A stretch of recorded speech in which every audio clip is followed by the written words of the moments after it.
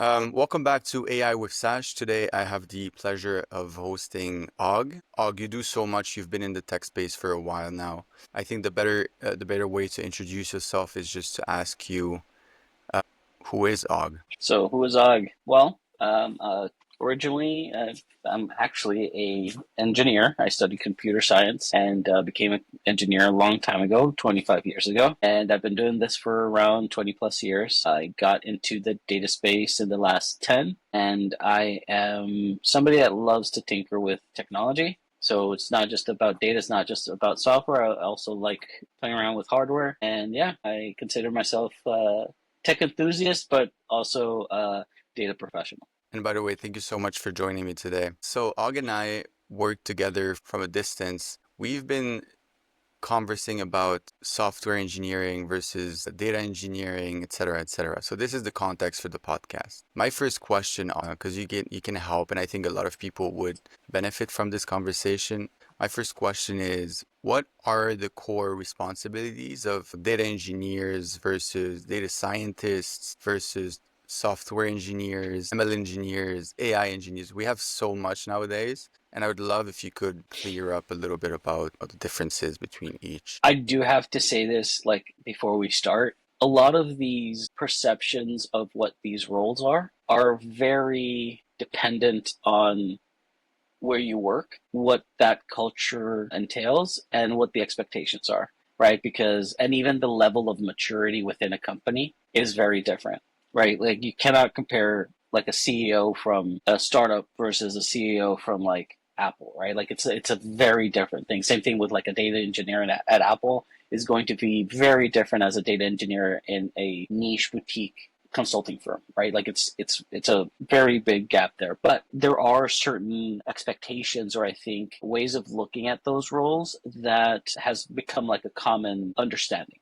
Right. So to clear up a little bit of how I see these things, data goes from a transactional way of looking at it, which we call OLTP, or online transactional processing, versus OLAP, which is online analytical processing, right? Like, it's very different. One's a real world representation of what is happening, versus OLAP is analyzing what happened and trying to get insights. So those are kind of like the two sides of data.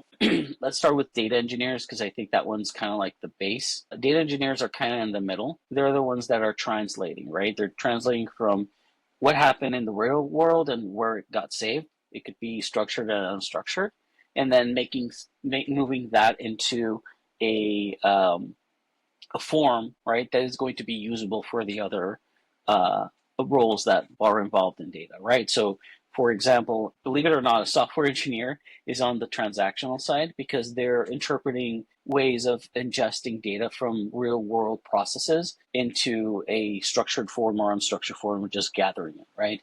And then once that happens, the data engineers go and grab that information, transform it, and land it in a way that is usable for somebody else. Data scientists, ML, and AI folks are the ones that consume that information in all of their process and all of that journey that goes from OLTP to OLAP. They're consuming not just the data, but the metadata of the data to kind of infer and understand what's going on and try to predict and do other things, right? So that's kind of like the base, way simplified version of that. Where do you see that the skill set? Because there's a lot of skills involved in all of the different jobs or the different roles, right? Where do you see those skills and those skill set overlap, and where do they kind of complement each other or completely different? So at the end of the day, all of them are handling data, right? So when it comes to tools and skill sets, I would kind of like separate a little bit of how those overlap with um, the five roles. So let's define this: data engineer, data scientist, software engineer, ML engineer, and AI engineer, right? Like, that's going to be the base of our conversation here. The overlap here is they're all using tools. The tools that are being utilized might be a little bit different. And so, for example, a data engineer might use like something in Spark, or understand how like Kafka would work, which is ingesting real-time data, or cloud data warehouses, right? Those are the kind of like the tool sets that you have. It could be enterprise tools, it could be SaaS products, it could be written from scratch, right? Like with different programming languages. Some of those tools can be utilized by a data scientist. Let's take Databricks as an example. It's a really good one. The data engineer could use PySpark to move data from one point to another and transform it, while a data scientist uses the same tool with different techniques to start analyzing and creating insights, right? So it's kind of a little bit of a, I'm trying to find like an analogy. So a carpenter and a builder, they both use a hammer, but they're doing different things. One's building a chair, the other one's building a house. I do love that analogy, actually. When we look at a pipeline, sometimes people get confused who owns what, when we go from ingestion, and you've touched upon that, but I want to go a little bit deeper. So which role kind of owns what in a typical AI pipeline from ingestion all the way to production? Okay. This is more of a depends on how you work situation, or how your team's structured internally, and how you split those responsibilities, right? Like I've seen places where the data engineer is doing AI, ML, and helping out with certain pieces of that first, and kind of like being the DevOps person for a data scientist or a ML engineer, versus when it's with a software developer, it's understanding their data model, how they're saving data, how often, and understanding all of that to be able to generate like schemas and whatnot. And that's like a very different dynamic. So software engineer would be the not the ingestion piece, but like landing it somewhere that is going to be, think of it like the back end of a software system, right? That's their responsibility. Data engineers are responsible for the framework where they're running their data pipelines. So let's say Databricks and workflows and all of that, or let's say a data warehouse and ETL done with pure SQL would be another, like they're responsible for that pipeline. Data scientists are more on the semantic layer, right? Like, so once the data is landed in a specific form, you're creating another like layer on top where you're transforming or changing data or doing some calculations on top of that. That's what those folks are in charge of. ML engineers are going to be specialized in training machine learning models. And I think ML engineers are the ones that do the most for themselves, because they're doing ML ops, they're doing like a little bit of, they're kind of like data engineers, but on the ML space. I kind of see that same thing with AI engineers, right? They have like an end-to-end view of the whole pipeline, right? And they have to understand software development, they have to understand data engineering, they have to understand ML and data science as well. They feel kind of like the bridge to do end to end, because they're building AI solutions, right? It's a little bit different, like doing a RAG model, or figuring out how they're going to set up a vector database, where that's going to go, right? Those type of things, right? So it's very difficult to kind of delineate where each person goes, because again, this is new. Like I was doing data right at the dawn before even data engineer was a thing, right? So it was called like a DBA, or it was called something else, where like data engineer just changed so much during the last 7 years, where I think it's been like 7 years since it became coined a term. Basically, people just spin up and say whatever they want. Oh yeah, that person's a data engineer, and all they're doing is, I don't know, like drag and dropping some boxes, and that's it, and doing like a quick ETL. Well, it's a little bit more complex than that, right? And I love that you said, all of this is a bit new. And specifically for me, ML engineers and AI engineers are picking up steam and they're becoming a little bit more popular nowadays. How would you differentiate between an ML engineer and an AI engineer? Okay, going back to the end-to-end intelligence systems, yeah, AI engineers, that's what they do, right? They're creating the, like, how you can ingest the prompt, what type of security you're going to put behind it, what different types of, I forgot what there's, like, not techniques, but more like, I'm going to say models that you could put in place, or architectures for determining if there's prompt injection, or if the AI returns some a hallucination, are you going to return that back in your system? Or do you have like an agentic uh, architecture behind you, and how you're going to expose that back to the user. Like that's a little bit different versus like a ML engineer. And again, it depends where you work. You're training, you're tuning, you're optimizing a specific uh, ML that's going to help you, a specific model that's going to help you do like fraud detection or just more like specific than an open-ended business process that's sending you information where you use Gen AI or some other form of AI to kind of return a response. So they're a little bit different, right? I agree. And also something that's maybe interesting for folks listening, if they're pondering which role might be a better fit for them, right? Which of these roles do you see as being more R&D heavy versus a little bit more operational, like production based or production Right. focused? So let's look at the wording on each one and we could like infer really quick. So you have the data engineer, you have the software engineer, and the ML engineer. Those three are going to be very operational heavy, right? We're the guys that are like fixing the pipelines, like plumbers basically, and trying to determine what's the fastest way to get things done, right? Like those are the three. Data scientists and maybe ML engineers and AI engineers could do a little bit more R&D heavy due to the nature of how it is right now, right? But like everything starts this way. It's very R&D heavy to begin with. Once it becomes mature enough as a role and becomes mature enough in processes and becomes mature enough in best practices and regulation and all these other things, it becomes more operationalized as it evolves. So for now, the engineers are the ones that are creating the pipelines, the ones that are doing like the base work, and the people that use that data on top are the ones that are actually doing the research and development.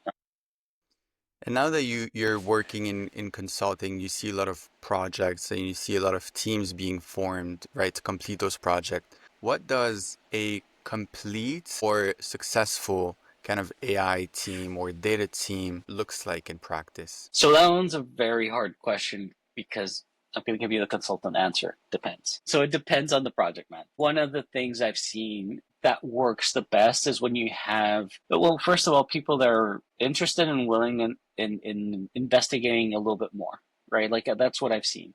Like, yes, you could be a very good data engineer that knows how to do a pretty good pipeline. But if you're not asking the questions to not just the stakeholders, but to your team and trying to understand how you're going to solve that problem, even if you keep doing the cookie cutter thing, it's not going to work for the particular project. But a good composition, or what I've seen in different projects in the last like 10 years of doing this, having a solid data engineering team that understands software engineering principles helps a lot. When you have a data scientist that knows how to explain what they need in very, let's just say, layman terms, so that you could get requirements gathering and then push that back to the data engineers, that's very important. Having and it depends if you're doing, like, let's take like a machine learning operations, because that's what I've seen the most in the last years. AI engineering, I haven't been in a project where they were doing like a, well, only like hackathon or POCs for AI engineering, so I'm going to focus on ML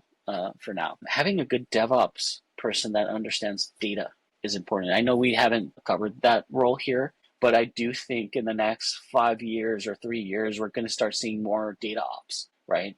Because we're in the AI era now. We passed from the information era to the AI era. And what does that mean? Information is important. It's basically what's going to drive AI to do what it does. So having a good infrastructure that is compliant, that is secure, that is easy to use and helps people and enables the team, that is going to be very important. So I would throw in data ops as another role in here. The teams I've worked at that have been successful have been teams where the end user or the machine learning or data science person know what they need and know how to explain it. You have data engineers that have good practices to speed up and maintain a system of quality, and a framework of quality is important. And then having a robust data ops person or team behind you is also important, right? So I think when it comes to like tactical, right, like the tactical piece, I would look at that. The strategic is very different. And I love what you're bringing up. And what I'm hearing is that more and more, what's going to be important is always is how can my engineers become more fluid, right? So how can a data Correct. engineer can also become aware and asking the right questions, and then the DevOps person be able to understand data? And this is a very, very interesting topic, and something that I've noticed as well is as we move towards this AI age, as you mentioned, it seems to me like the people that are going to be successful and the teams that are going to be successful and companies that are going to be successful are those that can adapt very quickly to moving technology. So I want to get Correct. your take on that and hear a bit about how we're moving from very specific and detailed roles, right, in the past to more fluid maybe teams and more fluid roles in a company. Yeah, I'm going to tell you the like one of my answers, and then I'm going to answer with a little bit of a speculation, if that's all right. One of the things I've noticed with this, and yes, I do agree, the future holds us being more fluid. I've noticed people that know how to adapt themselves and know how to ask the right question are the ones that are successful. And with the way AI is going and how I have a bit of a hunch, if you want to call it that, companies are going to start creating their own LLMs. Just how would they have their own data warehouse? It's the same purpose. If you tack on top AI, it just enables people to ask questions in natural form to be able to get the insights and kind of throw ideas back and forth with something that can reason and can understand what you're trying to ask and go back and forth and create something. So I do think being fluid is going to be very important. Somebody is not afraid to try things out. I think that's the answer, right? Because I've had conversations in the last couple of days that have been very interesting. And somebody's like, "Oh, prompt engineering." I'm like, "I wouldn't call it engineering, but yeah, let's. What do you want to talk about?" And they were using ChatGPT in this case, and they just copied a little function that they wanted to translate to PySpark. It was a SQL one, and then just like, "How can I do this in SQL?" I'm like, "No, no, no, hold up. What are you doing?" It's like, well, I wanted to move this from SQL to PySpark. I'm like, but that's not how you ask. And I kind of explained the how to prompt. You need to first tell it what it is. So I was like, you're a senior data engineer that is working on blah blah blah. Like, give it a little bit of context, and then explain what you're trying to do, and then explain what are the best practices that you want to implement. And that's where that knowledge of software engineering, the knowledge of data governance, the knowledge of all these other things and other aspects that you start feeding the LLM, and it gets enough context to give you the specific answer that you need, right? So I think it's very important to have knowledge of superficial knowledge of how things work in general will make you a better prompt engineer, right? Everybody's going to be a prompt engineer in the future. Like, I don't think it's a role. I think everybody should be a prompt engineer, right? Because it's kind of like learning how to Google, right? It's the new learning how to Google. So I do think people should start looking into that. And it goes back to the curiosity piece, because I think curiosity is what builds that type of knowledge in us. If we weren't curious, we would not investigate and we would not learn, right? So as long as you care about those things and you want to learn about them, and you could even ask the same AI, where can I learn this, or can you teach me, right? So knowing how to use those tools to also learn and research. Now, obviously, there's going to be results that are not correct because we're not there yet, right? But if you have critical thinking skills and take things that ChatGPT returns and then use that to do your Google searches to kind of confirm and ensure that things are correct, that's going to make you successful too. So, yes, I totally agree. People should start thinking of being more flexible and trying to learn new and different things that are around them so that they know what questions to ask and what to learn through the different means that we have nowadays, right? And so many things going through my mind right now as we speak is actually three things. First one is you said that, people that can have very superficial knowledge about a lot of things are going to be very successful, which I totally agree with. But it's so funny because there is this saying that says, Jacks of all trades, master of none, which I think may not be Well, true in the do you know the future. whole quote? No, do you? Yeah, well, let me. I know the quote is not just that. Let's fact check that. Yeah. So it says, Jack of all trades is a master of none, but oftentimes better than a master of one. So there you go. I agree with that full sentence. Right. So I was watching a YouTube video yesterday. I also like to do 3D models with Blender. I have a 3D printer. I like to do that kind of stuff as well. And this person was talking about Adobe and Maya and all the different tools that they used to use, and how being linked to a particular tool was detrimental because if that tool goes away or it changes, that person did not evolve to know things outside of that. You do learn techniques, like everything. But imagine if hammers just went away and you have to learn a different type of tool to be able to do, nail down a nail. That is there's going to be learning curves. There's going to be people that are not going to be able to do it. There's going to be people that are just going to give up and not do it again. So I do believe people should be generalists and specialists, if that makes any sense. It does to me at least. And I think that's something that Slalom is also pushing forward as well with the T-shape form consultant, where you can go deep in one topic, but as well, wide on many topics. And this is Mm-hmm. something that I really agree with. And then I don't know if you saw, but I think it was yesterday or maybe the day before that Google announced Alpha Evolved, Alpha I haven't seen Evolve. that.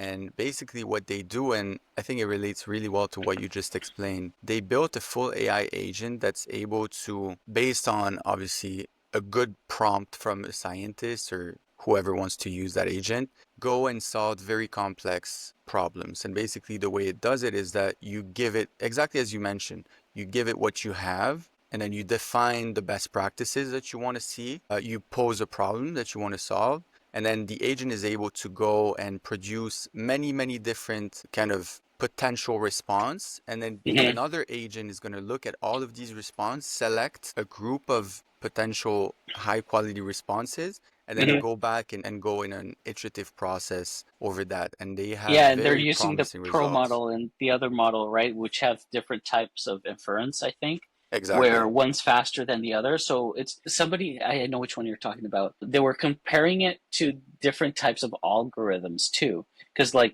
the pro is more of like a deep search, right? Because it takes longer to do and infer and what it needs to do versus the other model, which is more of like a fastest way towards the solution, right? So this one that does all of these different solutions, while the pro model just grabs the subset and then actually does the like thinking piece of checking each one and then doing that back and forth. Yes, I know which one you're talking about. It's amazing because I read a little bit about the results, and I saw that they have managed to complete, and I forget the exact math problem it was, but it's a math problem that has been standing for over like 300 years, and it Mm-hmm. managed to complete it. So really impressive. Now, is it true? Is it not true? Like, I guess like we'll find out in the Yep. future, but very interesting. And then another thought that I had while you were talking is, to me, the barrier of entry for entrepreneurs now is so much lower. And I want to It hear is. about your take on what does that mean for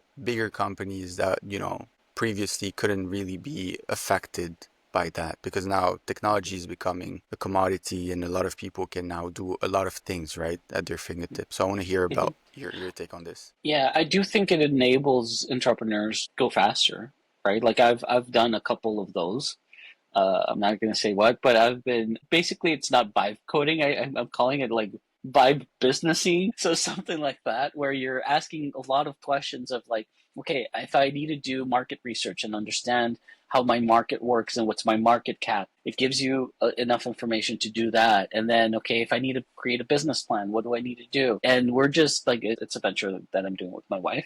And we're both kind of going back and forth with ChatGPT trying to see, okay, what do we do next? How do we find this? And yeah, sometimes it's wrong, but like you go and find the information that you need and it's all fine. So I do believe it's going to enable more people. Now, just like if anything, once you make it easy, is it going to have the same impact and value if it's that easy to do? So I think that's going to be one journey we're going to have as a species. And let's see what happens with that. Let's see how it affects the economy. Let's see how it affects everything. Right. Number two, regulation. So there's also a ceiling you're going to hit. So up to a point, yes, you're going to be able to get maybe a good slide deck, a good pitch, etc. for your venture. But when you start getting into the real, work and process of building a business and getting clients and all of that, that's where the fun begins. And I think leveraging Gen AI as a tool is going to help enable those folks. But at the end of the day, you're not going to know what to ask the LLM if you don't know what you're doing. So people like me that have been doing this for a while and have experienced a bunch of different projects, ups and downs, and seen people do this with their servers and try to, fix them with duct tape and bubble gum, you learn a lot of things and what to avoid. So I think in the future, as entrepreneurs and professionals, we should start creating our own kind of digital twin LLM type of deal where you come in, like me as a professional, I could go to you like, Sasha, I see you have a problem with this data and you need help. I have my expertise and I have my LLM with me that has all of my information as well, all of my notes and my things that we come together to solve your problem. Right. So it's kind of like your assistant. That's basically what it is. It's your, like back in the day when we had guilds and you had like carpenters and you had your apprentice. It's kind of the same thing. Your apprentice is helping you out to do the task that maybe you don't want to put too much time or you're not in the mind space to do that, but they could do it and you just review it as the person that knows what they're doing.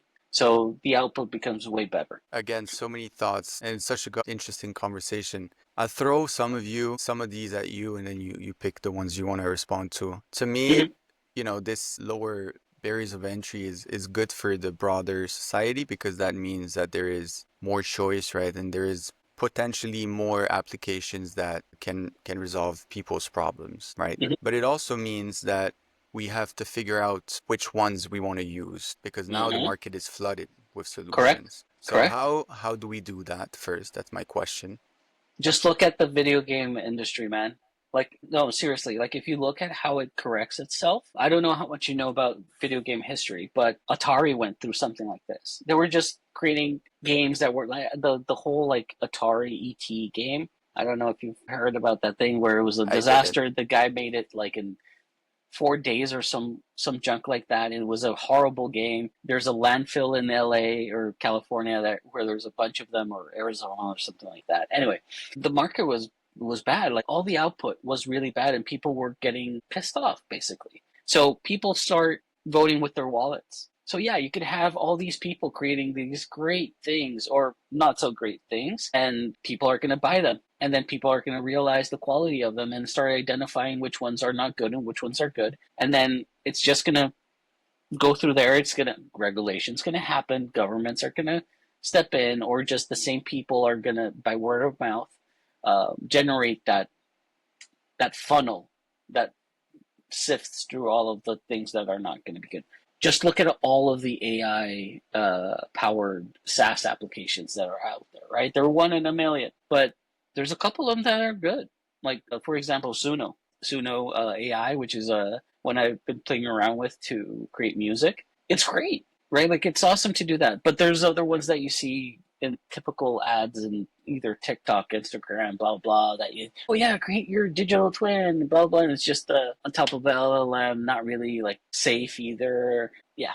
So yeah, it's a natural progression of things. I've seen this many times. I fully agree. And now my question is then what differentiates a good product from a bad product, right? Because it's so replicable or more easily replicable at least. Is it, and then you mentioned something that was super interesting is it now me, Sasha, who becomes a business rather than my company who's the business? Like, do I become a business myself because of my knowledge and experience, right? And this is the value that I can provide? That's the way I see everything.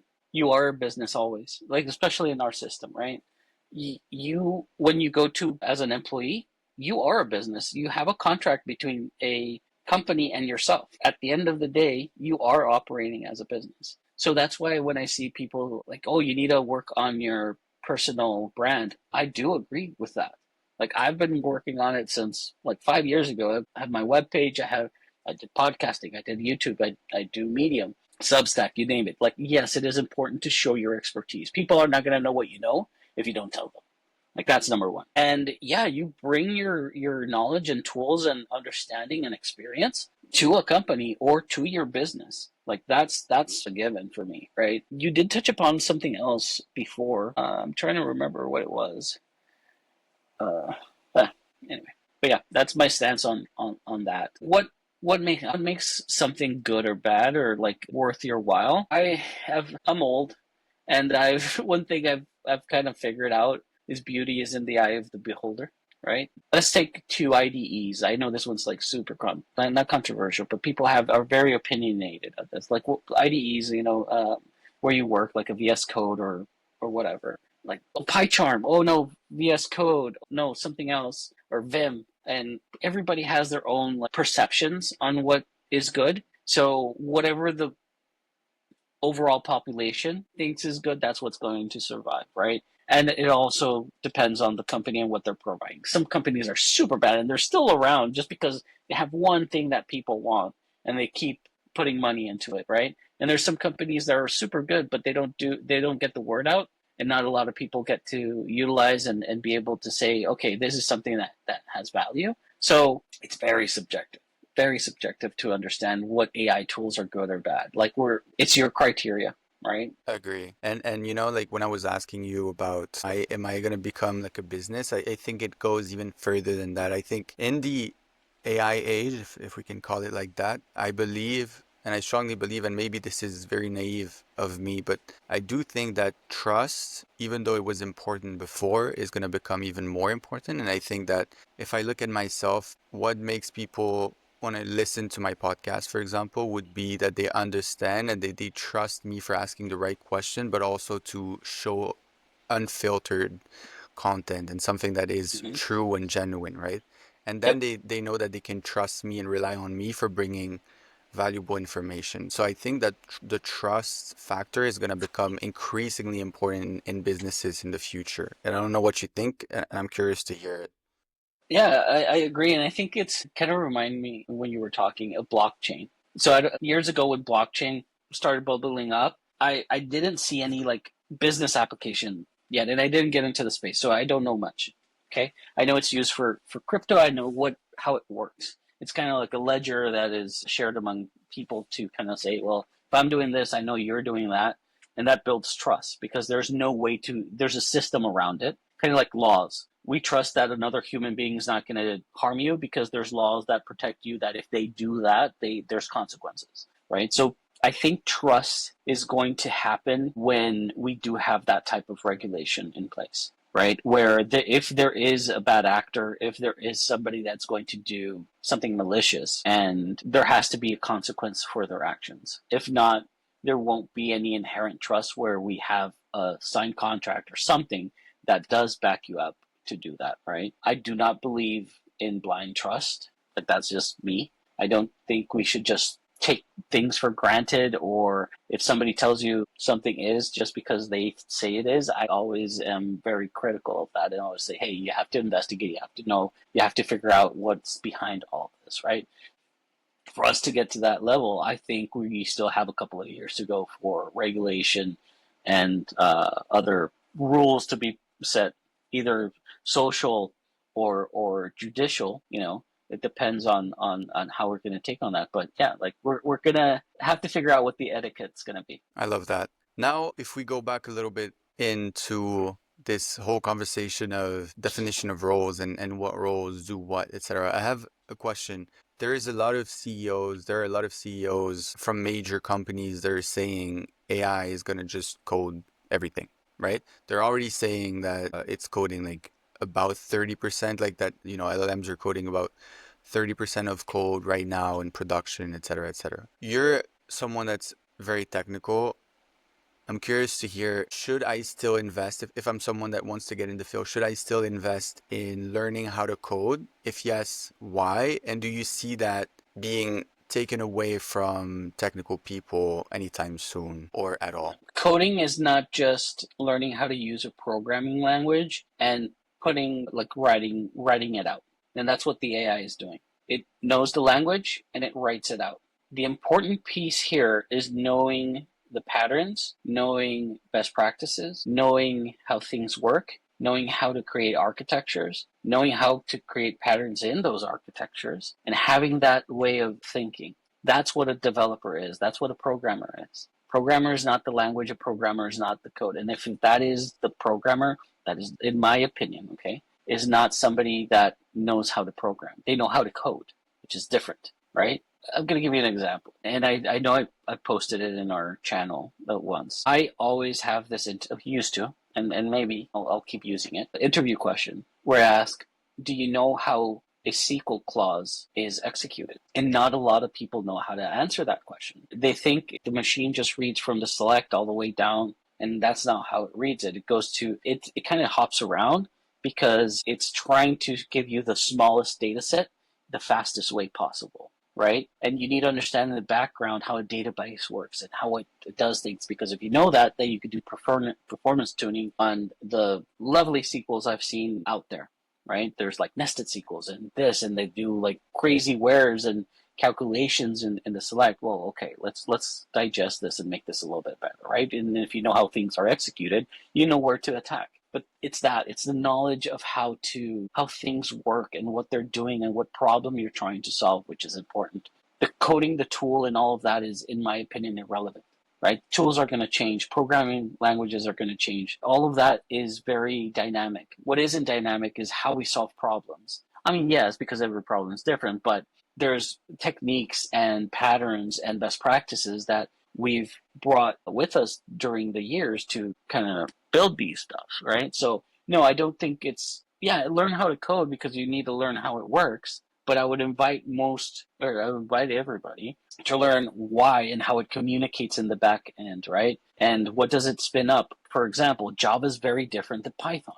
Like Java runs on a virtual machine, Python gets interpreted, right? It's knowing those things to say, okay, well, if I do Java, I'm adding all these other layers, but if I use Python and I run it, directly into a headless server, I know it's going to run Python script. That's how serverless works, right? Like it's a running server that just goes grabs code and executes it, right? Versus a JVM where you have to spin up the virtual machine, interpret the code, and do what you need to do, right? So yeah, learning those things is important. I love that. If a company is just starting their AI journey, who do you think they should hire first and why? Do they have data, first of all? Let's say they have data, let's say it's unclean, maybe unfiltered, it's not in the right format, whatever. Like, let's say they have a bunch of data, but nothing is really structured. You just answered the question. Who do you need? Data engineer, right? Because you're building the foundation. That's what you bring the plumbers in first to do the base of the house, right? You don't bring the roofers, which are the data scientists and the ML folks, right? You're going to have to build a good foundation first to grab all of that data, put it somewhere that's going to make a little bit of sense, and then you could start bringing in the rest, right? It's your foundation, and you need to architect it well. I've encountered a couple of projects out there where they weren't architected well and they didn't think through a lot of it. And I see things where people think a data warehouse is just like a repository of data. That's just not that, right? And they're tightly coupled with their business operations. And, they have now it becomes an OLTP with a OLAP on top. And it's just horrible, horrible, right? But if you have somebody that knows what they're doing, and has done this before or knows how to do it, it's a better experience. You do have a solid foundation. You come in there, you say, okay, what data do you have? What possibilities? And you build a roadmap on top of that, right? If you do the analysis and you put in the time. If you just need to get up and go, you also need a data engineer and maybe a tool that will enable you to go faster. Think of those SaaS tools like a Fivetran Talent or any of those. Slap it up the credit card, get the thing, connect it to the data source, ingest it, and there you go. I love that answer Yeah. because I think a lot of businesses and maybe a lot of startups are maybe overlooking the data foundation and going straight away for AI transformation. But I think, it's very hard to get there if you don't have a good data foundation. I think I should come up with the new AI version of this, but back in the day when we were doing big data and dashboarding was a thing, everybody was like, well, we just get Tableau or we just do Power BI or Click or whatever, and it's going to work. I'm like, no, all you're doing is grabbing garbage. And they're like, yeah, garbage in, garbage out. I'm like, no, buddy. You're going from garbage in to garbage, and you're just slapping makeup on top of it. And it's still bad data, right? So data foundations are important and going in there and doing what's proper and coming up with, like, for example, data domains. I don't see a lot of people thinking about this of how you're going to organize your data and what makes sense to you as a business. Are you going to go by department? Are you going to go by projects? Are you going to go by different forms of looking at data? And that helps you kind of create boundaries around your data, and those boundaries could overlap to create something new. And it gives you a visual representation of how things are going to work in your data platform, and then how you can expose and democratize that data as well. I want to start closing our conversation, and my question is always forward looking. So, like, if we look into the future, I don't know, 3, 4, 5 years, because usually I would ask like 10 years, but now it's becoming so much harder to predict. What do you see as the next big thing for companies to focus on? Is it changing? Is it staying the same? Or where are we going, in these next years? It's always going to change. That's for sure. That's taxes, death, and changes are the things that happen in life. I suggest and believe companies should start looking into their internal data. Like that's an asset, both human capital, both process and operational data. If you have that in your data platform and you start analyzing and you start creating your LLM and you start feeding that repository of knowledge, tapping into that potential of what you could get out of it, you could see how your operations are doing. You could create new insights that you just didn't know were there. You could enable your team to be nimbler, to ask a question, get an answer. You don't have to go and talk to so and so in this department and then go to somewhere else because and then that person left. All of that should be centralized. Tribal knowledge, operational knowledge, all of that information fed into an LLM, I think will provide so much to companies that focusing on that in the next a couple of years, I think is going to be key to who's successful and who's not. Are we going to see, this is my last question, I promise. Are Mhm. we going to see a new type of, because we went from data warehouse to data lakes to lake house. Are we going to see LLM house or something like that? Could be, but I think it's more of a just intelligence as a whole, right? Because the lake house and all of those they're just patterns you follow to kind of organize data. Data could be data. It doesn't matter. LLM's gonna ingest it and do something with it as long as we provide it. So I think it's more of a we're moving away from the search bar. That's what the way I see it. Not from those patterns, more from the search bar. Instead of going to Google, I go more into an LLM to ask, right? So that's going to be the way to kind of ask questions internally in any business. I love it. Yeah. I do see agents on top of a lake house being a deadly combination. I want to give you the floor, and thank you so much for all of your insights. This was really, really cool. I want to give you the floor to share any last words, anything that maybe I didn't ask and you felt like, could be shared. So just want to give you the Yeah, floor for that.